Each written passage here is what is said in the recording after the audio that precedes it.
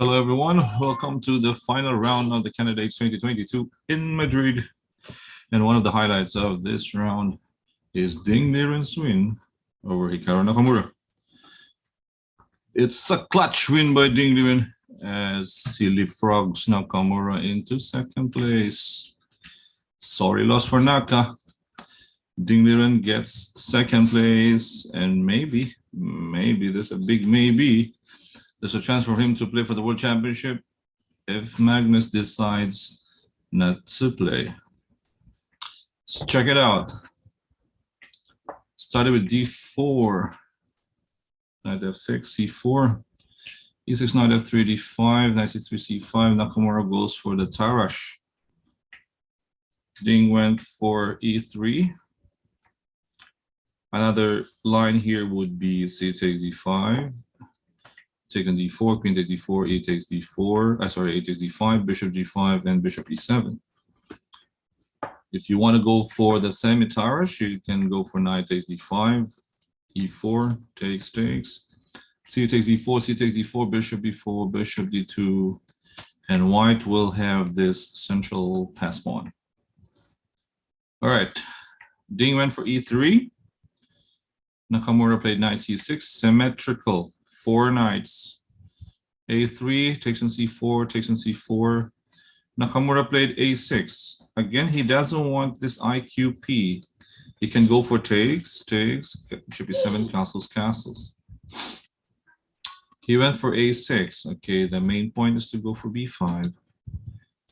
So bishop d3 back, b5 takes another symmetrical position, except for the bishop on e7 and white's bishop on d3. Castles, bishop b7, bishop b2. This reminds me of that game by Rubinstein against Rotlewi in 1907, if you're familiar with the chess classic. So castles, knight e4, takes, f5. In that game, it was black who actually played knight e5, exchange on e5, and then white played f4. Bishop b1, it was also possible for Ding to go for bishop c2, and would be a similar position on the game, except for that bishop on b3 rather than a2.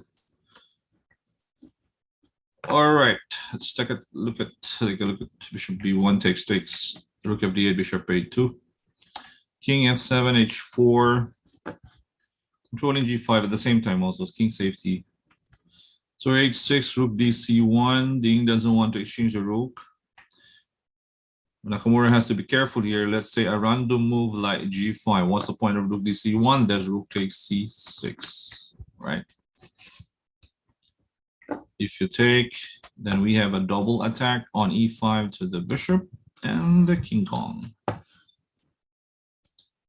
Okay, bishop d6 was played by Naka, protecting e5, so rook c2, knight e7, knight e4. Here, the knight attacking that backward pawn on e6 plus the bishop on a2. Nakamura plays bishop d5, takes. Rook ac1, the control of the important c file. Rook to d7, knight to b3. Bishop goes back, h5, fixing the pawn. g7 and h6. Bishop f6, bishop d4, nice move. Now, if bishop takes, then the knight would take in the middle, and then rook c6. Yeah.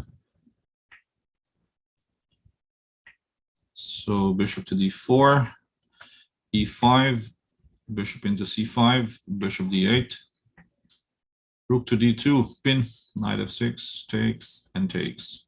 Rook d1 from the c file. Now white transfers to the open d file. The change of front.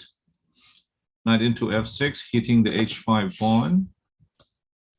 Ding went for bishop d6. Now, if the knight captures on h5, then bishop takes e4, e5.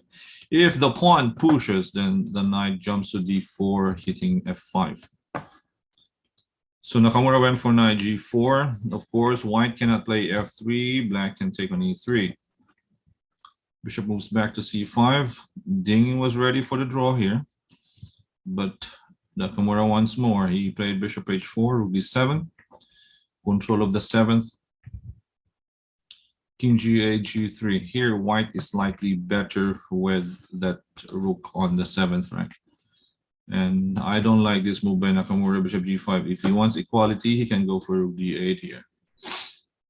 Forcing the exchange of the rook. Right here, bishop is protecting the rook, because if you go rook to A7, for example, now black is threatening rook D1. Yes, and you can just move back at bishop to G5. There's rook B1 and then rook B2 hitting F2. He played bishop G5, allowing Ding to go king F1.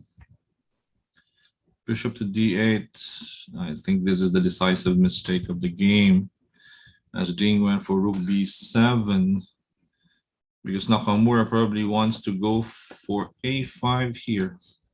Smart move by Ding. You cannot go A5 because the pawn on A6 is protecting B5. And with that, black is in zugzwang.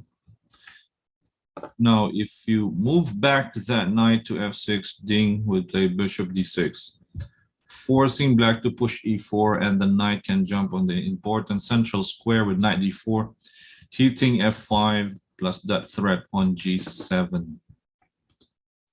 So Nakamura had to sacrifice his pawn on F4, takes. Ding doesn't want to take it. He wants to take it later to maintain the connection of his pawns. He pushed the pawn to E4. Nakamura played bishop F6. It was still fine for black here with F3, 94, 95. But I guess king G1, king H2, king G3. White will still get the upper hand later in the game. So we went for bishop F6, knight into D4. Now the knight is in the middle. Rook E8, king G2. Nice move by Ding. Nakamura cannot take that pawn on E4. There's a double attack on the rook and the knight on F3. And if you take that knight on D4, bishop and rook will be threatening that G7 pawn. So king G2, knight E5, knight into F5. Now the knight is doing a great job on that square. Knight into C4, no problem. You take A3, it doesn't really matter, because now white has this important central pawn, the E pawn, plus the help of the F pawn later on. Bishop B2 takes on F3. Connected passers in the middle. King G3. All right. E pawn is going up later on. Bishop C5 back. F3. Connect your pawns. Bishop goes to C1. Rook A7. Ding is not rushing. Bishop D2 by Naka. Take the pawn first. Knight E7 was already playable here, king H7, and then F4. But Ding takes it slowly, take the pawn on A6 first, king G2, and go back to A7. The threat is still there. Knight G5, finally knight E7. Extra move, knight G6, knight E7, and then knight D5. Bishop went to B2, rook A2. Bishop C1, attack the bishop. Look at that knight. When the knight is in the middle, it's controlling 8 squares, and the bishop cannot go F4 and E3 thanks to that knight on D5. Only move for the bishop, A3. And if you still look at that knight on D5. Not only is it attacking that square on F4, but it's also protecting that pawn on B4. And with that bishop E3 move, Nakamura resigned, because if, let's say, black plays knight E6, that bishop on A3 will be trapped, as the bishop on E3 is protecting C1. If you go rook E8 and then bishop C1, game over. Black loses a piece and eventually losing the game. What a win by Ding Liren. With a win, he gets second place, and a sorry loss for Naka. Naka only needed a draw to get second, but Ding was in a fighting mood. That only shows that Ding is an elite player. right? He's deserving of his 2.8 rating and his #2 ranking in the world. And Ding will just have to wait for Magnus' decision whether he plays the World Championship or not. But then again, if Magnus decides to play, it would be an exciting rematch between Magnus Carlsen and Ian Nepomniachtchi. We'll find out in the days to come, because it's not yet clear who's going to play for the World Championship. Will Magnus play or not? That's a big question. A $64 million question. And we are waiting for Magnus' interview for that one. All right, so that was it. The FIDE Candidates 2022 in Madrid has come to an end. Nepo wins it, Ding on 2nd place. Thank you guys for supporting our channel, Charles Max Chess and Charles Max Entertainment on Facebook and YouTube. This is Coach Oliver. Stay safe, everyone. Bye-bye.